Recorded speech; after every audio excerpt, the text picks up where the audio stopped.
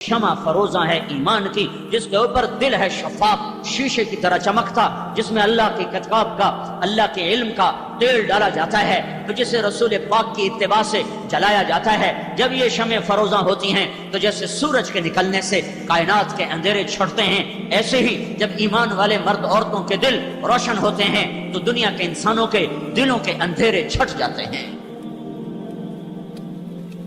یہ ایسی بات نہیں ہے کہ تبلیغ اچھا کام ہے، کرو ٹھیک ہے، نہ کرو تو بھی کوئی فرق نہیں ہے، یہ ایسی بات نہیں ہے۔ ایسی بات ہوتی تو ہمیں اب بڑی گنجائش ہے گھر بیٹھنے کی، پڑھنے کے بعد تو بڑے راستے نظر آ جاتے ہیں جان بچانے کے۔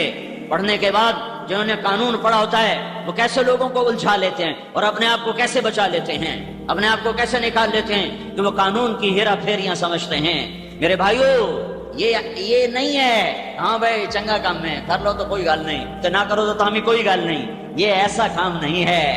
اس پر میرے نبی کا سب کچھ لگ گیا، صحابہ کا سب کچھ لگ گیا، گھروں میں فاقے آ گئے، شہر بدر ہوئے، در بدر ہوئے، گھر سے بے گھر ہوئے، وطن سے بے وطن ہوئے۔ کائنات کو انہوں نے میرے بھائیو آخری کناروں تک وہ پہنچے، تو اس لیے کیوں پہنچے؟ بلوچستان جہاں آج بھی نہ روٹی ہے نہ پانی ہے۔ 11 ہجری میں پنجگور تک اسلام پہنچا، 18 ہجری میں قلات تک اسلام پہنچا، اور حضرت علی کے دور میں قلات سے لے کر سبی تک۔ آج بھی میں ابھی وہاں سے میرا چلہ چل رہا ہے، بلوچستان کا سفر کیا ہے، آج بھی انسان نظر نہیں آتے۔ تو آج سے 14 صدی پہلے وہاں کیا تھا جس کو فتح کرنے کے لیے خلفائے راشدین کے دور میں یہاں صحابہ پہنچے ہوں؟ کچھ لوگ رہتے تھے جھونپڑوں میں، یہ جہنم میں جانے سے بچ جائیں اس لیے ان تک لشکر اسلام پہنچے ہیں۔ عبد الرحمن بن سمرہ بلوچستان میں سو گئے، خزدار اور قلات کے بیچ ایک علاقہ تھا زیری، اس میں ان کی قبر بنی، وہیں ان کا انتقال ہوا۔ عثمان رضی اللہ تعالیٰ عنہ کے دور میں اس علاقے کے گورنر تھے یہ۔ بھائیو یہ تو اس امت کا مقصد تھا، مقصد اسی کوئی بات نہیں، مستحب ہے، تبلیغ مستحب ہے۔ جب علماء سے سنتا ہوں تو میرا کلیجہ چر جاتا ہے، کیسے سمجھاؤں، کہاں سے الفاظ لاؤں جو دستک دے سکیں دل کے دریچوں پر۔ جو پھرے گا وہ سمجھے گا، جو پھرے گا وہ سمجھے گا۔ درد کو درد والا محسوس کرتا ہے، دوسرے کو کیا پتا کہ یہ کیوں تڑپ رہا ہے۔ وہ نبی کا جو درد نبوت تھا، جو درد نبوت کہ کوئی جہنم میں جانے نہ پائے، کوئی گمراہ ہی کی موت نہ مرے، اس درد نے بے قرار کیا میرے نبی کو، صحابہ کو۔ تو تب تو وہ ماہی بے آب کی طرح تڑپے، بارے کی طرح بے قرار ہوئے اور ہوا کی طرح پھیلے، اور جب تک زندگی نے وفا کی اور جہاں تک وہ جا سکتے تھے دنیا کا آباد حصہ لا الہ الا اللہ کی آواز سن چکا تھا۔ ہمارے ذمہ دستک دینا ہے، دل میں اتارنا ہمارے ذمہ نہیں۔ ذمہ کہا کرتا ہوں، تشکیل ہمارے ذمہ نہیں، پہنچانا ہمارے ذمہ ہے۔ یہ کتنے تبلیغ والے بے وقوفی میں کہتے ہیں بیان اصل نہیں تشکیل اصل ہے۔ بھائی بیان اصل نہیں تشکیل اصل ہے، نہیں، دعوت دینا اصل ہے، تشکیل تو میرا اللہ کرتا ہے۔ میں کسی کو اٹھا سکتا ہوں؟ ہاں بھائی بیان اصل نہیں، میں 3 گھنٹے بیان کر کے بیٹھا ہوں، تھک کے کمر میں درد ہے، اور تشکیل والا کہتا ہے بھائی بیان اصل نہیں تشکیل اصل ہے۔ مجھے خامخواہ بٹھایا تھا 3 گھنٹے یہاں؟ دعوت اصل ہے، ہمارے ذمہ دعوت دینا ہے۔ اگرچہ بت ہیں جماعت کی آستینوں میں، مجھے ہے حکم اذان لا الہ الا اللہ۔ میں تشکیل نہیں کر سکتا، میں دل نہیں پھیر سکتا۔ کیسے لڑ گئے قریش مکہ میرے نبی کے ساتھ، اللہ کا ارادہ نہیں ہوا، نہیں دل پھر سکے۔ ہاں میرے ذمہ صدا لگانا ہے، درد کے ساتھ، غم کے ساتھ، دکھ کے ساتھ، تڑپ کے ساتھ۔ خنجر لگے کسی کو تڑپتے ہیں ہم امیر، سارے جہاں کا درد ہمارے جگر میں ہے۔ یہ مزاج اسلام ہے، یہ مزاج ایمان ہے کہ کسی کو گمراہی میں دیکھ کے تڑپ جاؤ، نفرت نہ کرو، نفرت نہ کرو۔ وہ اداکار آتے ہیں، یہ سٹیج کے اداکار آتے ہیں، مولانا جمشید صاحب سے آ کر رات کو 2-2:30 بجے ان کو اٹھاتے ہیں، 2-2:30 بجے، 80 سال کا بوڑھا۔ تو جواد وسیم صاحب جو اداکاروں میں کام کر رہے ہیں، وہ 2 باتوں پہ کہتے ہیں سارے اداکار روتے ہیں، 2 باتوں کہ ایک 80 برس کے بوڑھے کو رات 2 بجے اٹھاؤ، وہ تو کہے گا کم وقتو کہاں مجھے اٹھانے آ گئے ہو؟ تمہیں میری صحت کا خیال نہیں؟ تو کہا ہم یوں ہاتھ لگاتے ہیں تو مولانا جمشید صاحب آنکھ بعد میں کھولتے ہیں اور مرحبا مرحبا پہلے کہتے ہیں، مرحبا مرحبا مرحبا۔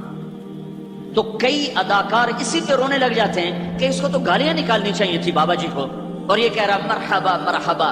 پھر مولانا جمشید صاحب کہتے ہیں بھائی وہ ہماری بچیوں کا کیا حال؟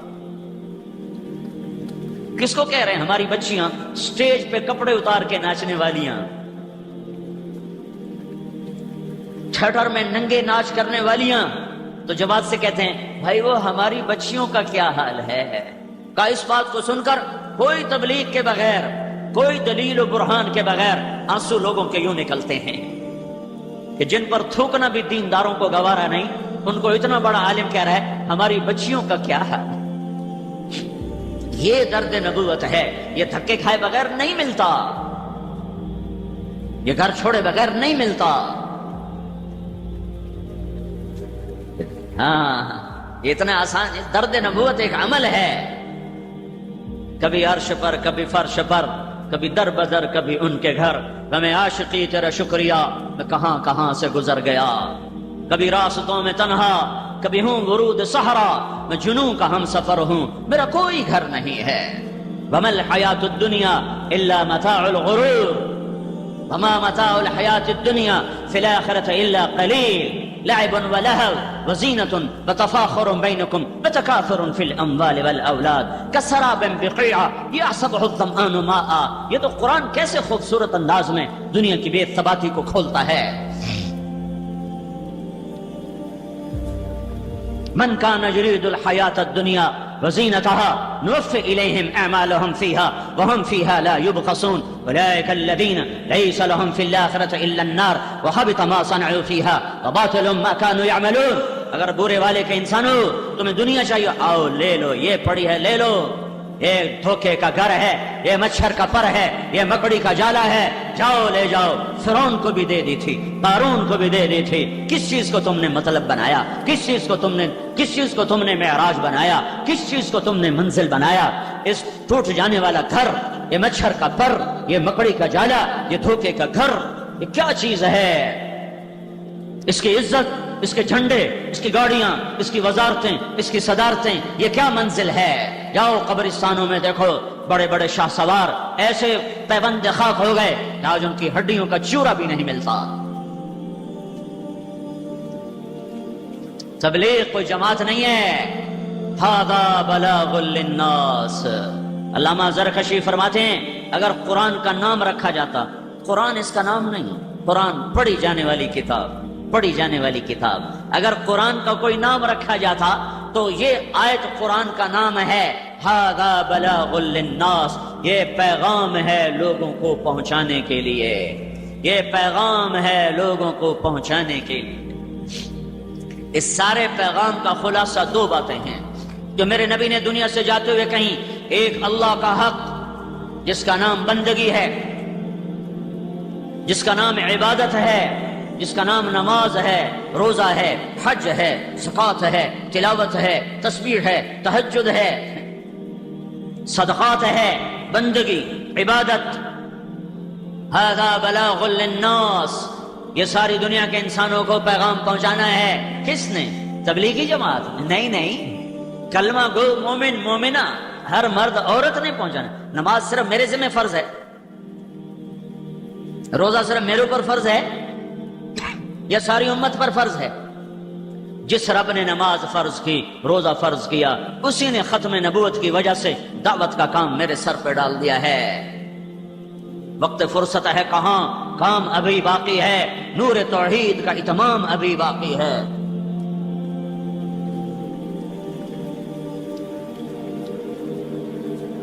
اللہ تعالیٰ کی بتائی ہوئی زندگی کے پر چلنے والے ہی سکھ پاتے ہیں، اس کو چھوڑنے والے ہلاک ہو جاتے۔ مال و دولت، سیم و زر، جام و مینا، کچھ نہیں انہیں کام آتا۔ کوئی رنگ، کوئی روپ، کوئی گلشن، کوئی وادی، کوئی گلستان ان کے دل کے زخموں پہ مرہم نہیں رکھ سکتا۔ دل کا پھمبا دل کے زخم کا مرہم صرف اللہ اس کے رسول کا تعلق ہے، اللہ اس کے رسول کی محبت اور اس کی اطاعت ہے۔ تو میرے محبوب صلی اللہ تعالی علیہ وسلم کی تعلیمات کو پہنچانا ہے۔ ساری تعلیمات دو ہیں، دو ایک اللہ کا حق جس کا نام عبادت ہے، ایک بندوں کا حق جس کا نام اخلاق ہیں۔ ایک اللہ کا حق جو حقوق اللہ، ایک بندوں کا حق جو حقوق العباد۔ ایک بندگی حی علی الصلاۃ، دوڑو نماز کی طرف، سارا برے والا اذان پہ بند ہو جائے، عورتوں کے چولہے بند ہو جائیں اور مصلے آباد ہو جائیں، دکانیں بند ہو جائیں، دفتر بند ہو جائیں، عدالتیں بند ہو جائیں اور اللہ کا گھر آباد ہو جائے۔ برے والی کی مسجدیں مرثیہ خواہ ہیں اور شکایت کر رہی ہیں کہ یہاں نمازی ہیں ہی نہیں، برائے نام ہے یہ چھوٹی چھوٹی ڈبہ نما مسجدیں، یہ چھوٹی چھوٹی مسجدیں یہ بتا رہی ہیں کہ یہاں نمازی تھوڑے ہیں، بے نمازی زیادہ ہیں۔ اگر یہاں نمازی ہوتے تو مسجدیں اتنی چھوٹی ہوتی۔ یہ مسجدوں کا حجم بتا رہا ہے کہ غافلوں سے شہر آباد ہے، بیدار دنیا سے رخصت ہو چکے ہیں۔ تو میرے نبی کی تعلیم جو آگے پہنچانی ہے، دو ایک اللہ کا حق، وہ بندگی، وہ نماز، وہ روزہ، وہ حج، وہ زکوٰۃ۔ یہ جان کا حق عبادت اور مال کا حق زکوٰۃ۔ اللہ کے نام پہ خرچ کرنا، اللہ کو بخیل سے نفرت ہے۔ ساری زندگی کا تہجد گزار ہو، سارے دن کا روزے دار ہو، اگر وہ بخیل ہے تو اللہ کا دوست نہیں بن سکتا۔ سخی شیطان کہتا ہے مجھے عبادت گزار سے ڈر نہیں لگتا، مجھے سخی سے ڈر لگتا ہے، سخی سے، چاہے فاسق ہی کیوں نہ ہو، مجھے سخی سے ڈر لگتا ہے۔ سامری جس نے بچڑا بنایا اور بنو اسرائیل کو پوجا پہ لگایا اور 70,000 نے اس کو سجدہ کر لیا اور اللہ تعالیٰ نے حکم دیا کہ انہیں قتل کرو، فاقتلوہم، انہیں قتل کرو۔ جب انہیں قتل کیا گیا اور سامری پکڑا گیا تو میرا اللہ سفارشی بن گیا، موسیٰ سامری کو قتل نہ کرو، یہ اپنی موت آپ مر جائے گا۔ یا اللہ یہ کم بخت تو ذریعہ بنا ہے تو آپ کہہ رہے ہو میں اسے قتل نہ کروں، کیوں؟ کہا موسیٰ یہ سخی ہے کم بخت، اس کی سخاوت کی وجہ سے میرا اسے قتل کرنے کو جی نہیں ہے، یہ اپنی موت آپ پہ مر جائے گا۔ تو سخاوت ایک منافق کو قتل سے بچا گئی۔ منافق جو کافر سے بھی بڑا کافر ہوتا ہے، اس کی سخاوت اسے قتل سے بچا گئی۔ اگر ایمان والا مرد عورت سخی ہوگا تو اللہ کی کیا محبت اس کی طرف متوجہ ہوگی، کیا رحمتیں متوجہ ہوں گی۔ زکوٰۃ دینے والا سخی نہیں ہوتا، بخیل بھی نہیں ہوتا، وہ اصحاب الاعراف ہوتا ہے کہ وہ زکوٰۃ دینے سے بخیلوں سے نکل جاتا ہے، سخیوں میں شامل نہیں ہوتا۔ عشر ادا کرنے سے ذمہ دار بخیلوں سے نکل جاتا ہے، سخیوں میں شامل نہیں ہوتا ہے۔ وہ سخیوں میں شامل ہوتا ہے جو 2.5 روپے کو 3 کر دے، 2.25 کر دے۔ وہ سخیوں میں شامل ہوتا ہے جو 20 من کا 1 من پر 1 سیر بڑھا دے، 1 چھٹانگ بڑھا دے، 1 پاؤ بڑھا دے، تو سخیوں میں نام آ گیا۔ یہ پیغام پہنچانا ہے، لوگوں کو اللہ کے گھر تک لانا ہے۔ ہر کوئی مرد عورت بے نمازی نہ ہو، کوئی مرد عورت جس پہ زکوٰۃ فرض ہے یا ذمہ دار جس پہ عشر فرض ہے وہ بخیل نہ ہو، وہ خرچ کرنے والا ہو۔ غربت کا زمانہ ہے، اللہ کے نام پہ خرچ کیا کرو۔ اور اللہ تعالیٰ نے 82 دفعہ قرآن میں خرچ کرنے کی ترغیب دی ہے۔ 10 دفعہ حکمن ہے آتوا الزکاۃ، آتوا الزکاۃ، آتوا الزکاۃ، یہ 9 دفعہ ہے۔ آتینا الزکاۃ یہ 10ویں دفعہ ہے۔ عورتوں کو الگ کہا ہے زکوٰۃ دو، مردوں کو الگ کہا ہے زکوٰۃ دو۔ اور 72 دفعہ اس کے علاوہ اللہ نے مال خرچ لگانے کی ترغیب دی ہے کہ غریب بھی خرچ کرے، مالدار بھی خرچ کرے۔ زکوٰۃ فرض ہے تو بھی خرچ کرے، نہیں فرض تو بھی اللہ کے نام پہ خرچ کرے تو اللہ لوٹا کے واپس کرے گا۔ من ذا الذی یقرض اللہ قرضا حسنا، کوئی ہے قرضہ دینے والا اپنے رب کو، کوئی ہے اللہ کو قرضہ دینے والا۔ جب یہ آیت اتری تو ایک صحابی پاس بیٹھے ہیں، یا رسول اللہ اللہ ہم سے قرضہ مانگتا ہے، کیوں؟ وہ تو بڑا غنی ہے، کہ تمہیں نوازنے کے لیے، تمہیں عطا کرنے کے لیے، اس جہان میں نوازنے کے لیے۔ کہا اچھا یا رسول اللہ ہاتھ آگے بڑھائیں، تو آپ نے ہاتھ آگے کیا تو انہیں اپنا ہاتھ آگے رکھا پھر یہ میرا ہاتھ آپ کے ہاتھ پر میرا ایک باغ ہے جس میں 600 کھجوریں ہیں، میں ابھی اللہ کے نام پہ صدقہ کرتا ہوں اور اللہ کو قرضہ دیتا ہوں۔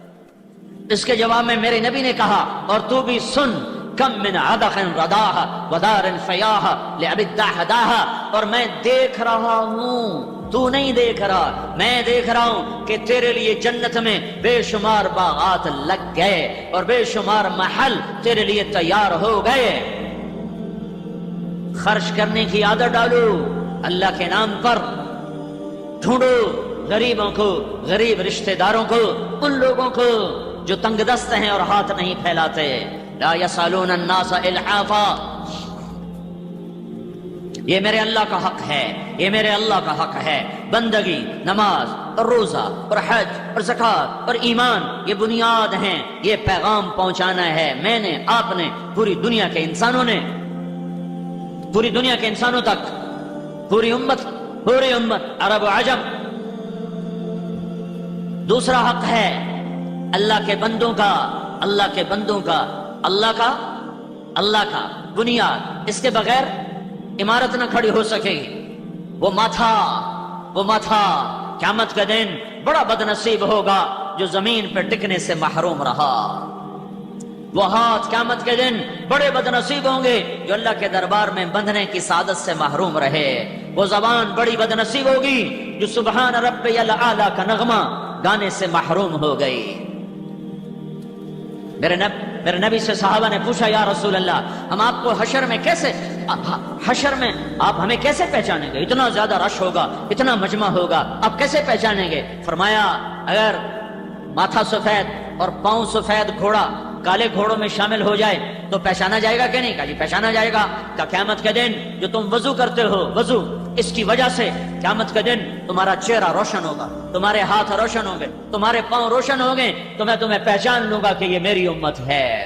جو پورے سال میں عید کا سجدہ بھی نہ دیتا ہو وہ کیسے پہچانا جائے گا؟ جو 8ویں دن سر پہ ٹوپی رکھ کے جمعہ پڑھنے جا رہا ہو یہ کیسے پہچانا جائے گا؟ کہ اللہ کی روٹی 8ویں دن کھاتے ہو، اللہ کی ہواؤں سے 8 دن کے بعد نفع اٹھاتے ہو، اللہ کے پانیوں کو 8ویں دن پیتے ہو، اللہ کا دیا ہوا رزق 8ویں دن استعمال کرتے ہو، کہ جمعے کو نمازی بڑھ گئے اور فجر کی نماز میں ایک صف ہو گئی۔ کیا فجر کی نماز اور رب نے فرض کی ہے اور جمعے کی نماز اور رب نے فرض کی ہے؟ جس رب نے جمعے کے لیے بلایا اسی نے فجر، ظہر، عصر، مغرب، عشاء پہ بلایا۔ وہ دیکھ رہا ہے کون سر جھکا رہا ہے اور کون باغی ہو رہا ہے۔ کوئی چھوٹا عمل نہیں ہے، اس امت کی پہچان ہے۔ جعلت قرۃ عینی فی الصلاۃ، میری آنکھوں کی ٹھنڈک نماز ہے۔ کربلا قائم ہے، اہل بیت کا خون آج پانی کی طرح بہ رہا ہے، سر در کٹ رہے ہیں۔ کائنات کے افضل ترین انسان آج وہ تیروں کی زد میں ہیں، نیزوں کی زد میں ہیں، بھیڑیوں کے نرغے میں ہیں، اور زوال کا وقت ہوتا ہے، سورج ڈھلتا ہے، اور حضرت حسین رضی اللہ تعالی عنہ اپنے لشکر کے دائیں ہاتھ کے سردار زہیر بن القین رضی اللہ عنہ کو بلاتے ہیں اور فرماتے ہیں جاؤ ان کوفے والوں سے کہو تھوڑی دیر کے لیے جنگ بند کرو، ہمیں نماز پڑھنے دو۔ آئے ہائے، نہ پڑھتے تو کیا تھا، اور نہ پڑھتے تو کیا تھا؟ نماز تو اللہ کی رضا کے لیے ہے نا، جنت کے لیے ہے نا، تو اللہ تو پہلے ہی راضی ہو چکا ہے اور جنت تیار ہو چکی ہے۔ جنگ شروع ہونے سے پہلے ایسے میں حسین کو نیند آ گئی، اونگ آ گئی، آنکھ کھلی تو مسکرانے لگے، ہنسنے لگے۔ تو بہن زینب نے پوچھا بھائی کیوں مسکرائے ہو؟ فرمایا خواب میں اللہ کے نبی آئے ہیں، فرما رہے ہیں بیٹا میں تمہیں لینے کے لیے آ چکا ہوں، میں آ چکا ہوں لینے۔ تو اب اگر نماز نہ پڑھتے تو کیا حرج تھا؟ لیکن پھر برے والے کی امت کو پیغام کیسے پہنچتا کہ سردار نماز نہیں چھوڑی جاتی، تیروں کی چھاؤں میں پڑی جاتی ہے، تلواروں کی چھاؤں میں پڑی جاتی ہے، سر کٹا کے بھی پڑی جاتی ہے۔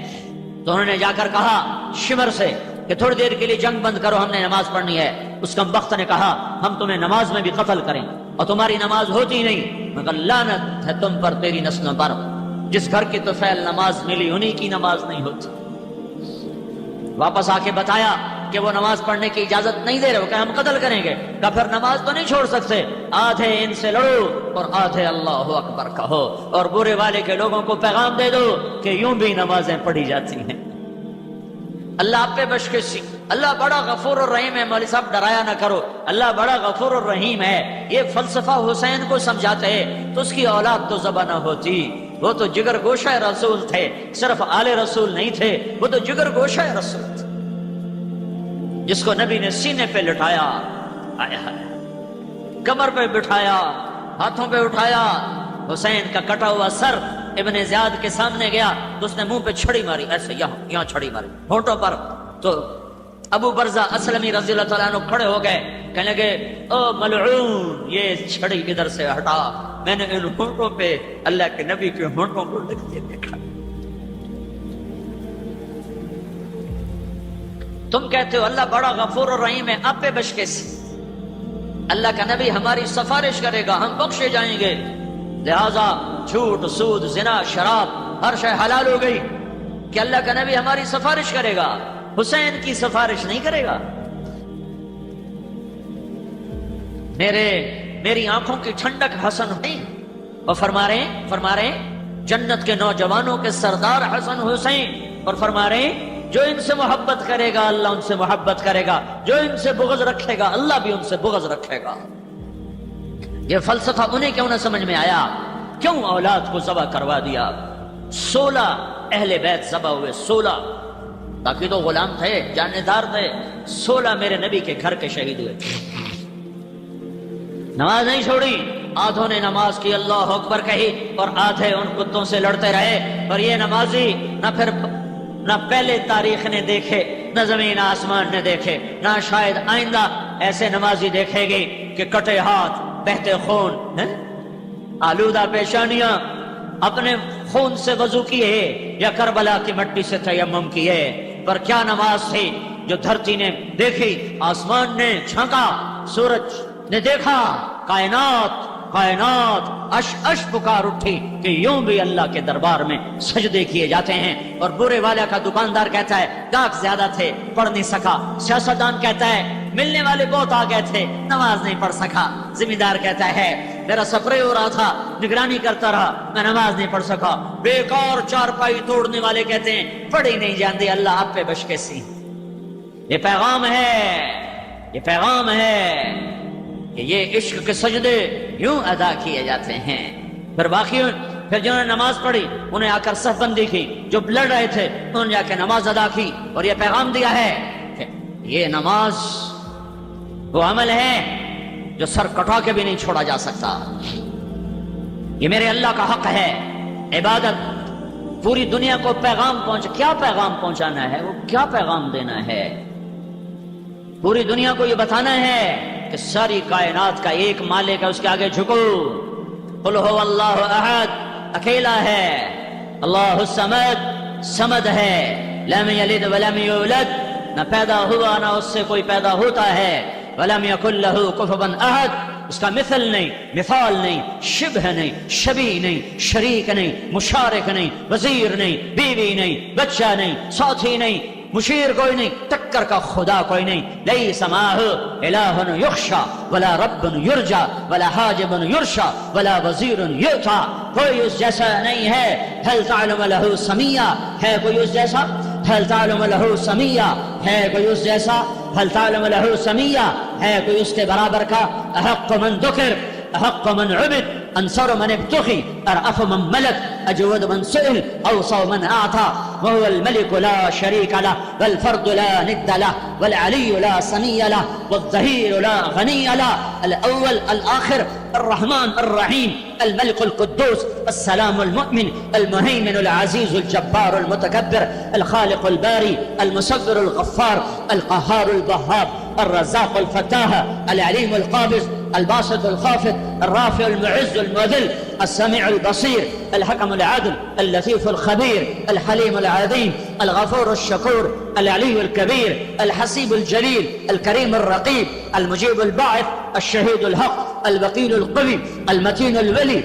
الحميد المحصي، المبدي المعيد، المحيي المميت، الواجد الماجد، الواحد الأحد، الصمد القادر المقتدر، المقدم المؤخر، الأول الآخر الظاهر الباطن الوالي المتعال البر التواب المنتقم العفو الرؤوف مالك الملك ذو الجلال والإكرام المقسط الجامع الغني المغني المانع الضار النافع النور الهادي البديع الباقي الوارث الرشيد الصبور جل جلاله وللہ الاسماء الحسنى فادعوه بها.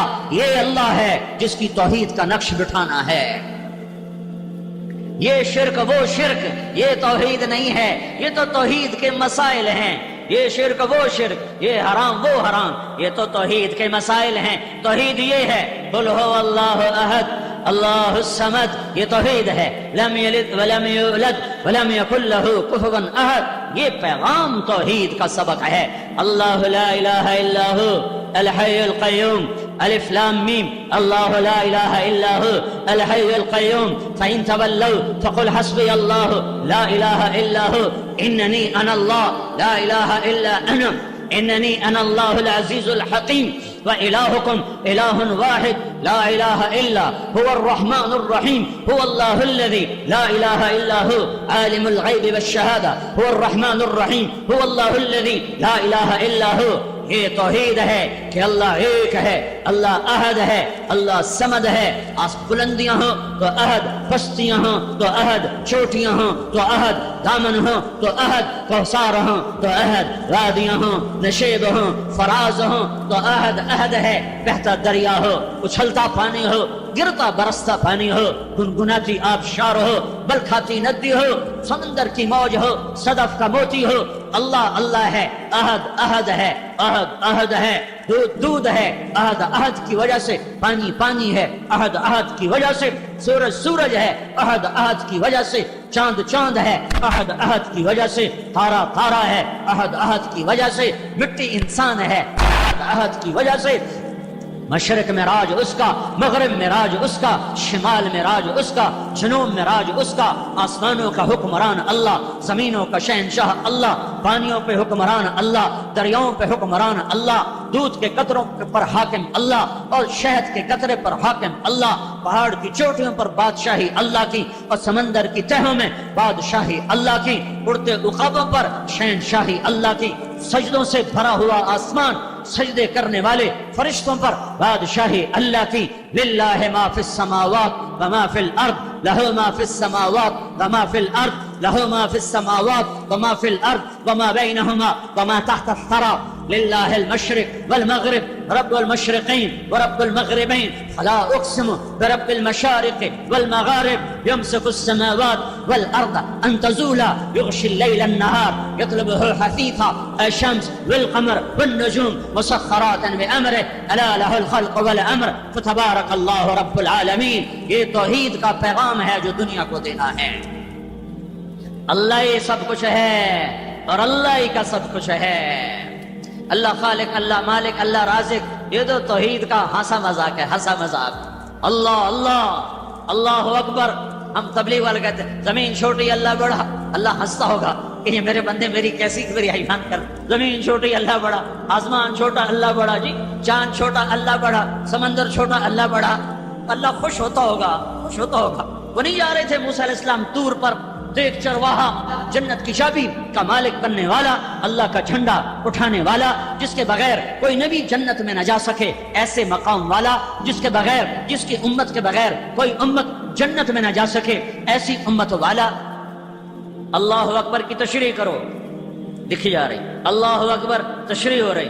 انسانوں نے لکھا، جنات نے لکھا، فرشتوں نے لکھا، اولیاء نے لکھا، صوفیاء نے لکھا، عارفین نے لکھا، محدثین نے لکھا، مفسرین نے لکھا، شعراء نے لکھا، ادیبوں نے لکھا، خطیبوں نے لکھا، فرشتوں نے لکھا، ملائے اعلیٰ نے لکھا، مقربین فرشتوں نے لکھا، نبیوں نے لکھا، رسولوں نے لکھا، رسول پاک صلی اللہ علیہ وسلم نے لکھا.